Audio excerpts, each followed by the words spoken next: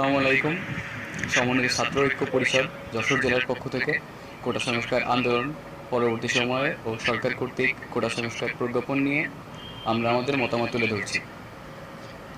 কোটা সংস্কার আন্দোলন ও তার প্রেক্ষিতে উদ্ভূত পরিস্থিতিতে অনেকেই অপ্রত্যাশিতভাবে আহত এবং নিহত হয়েছেন।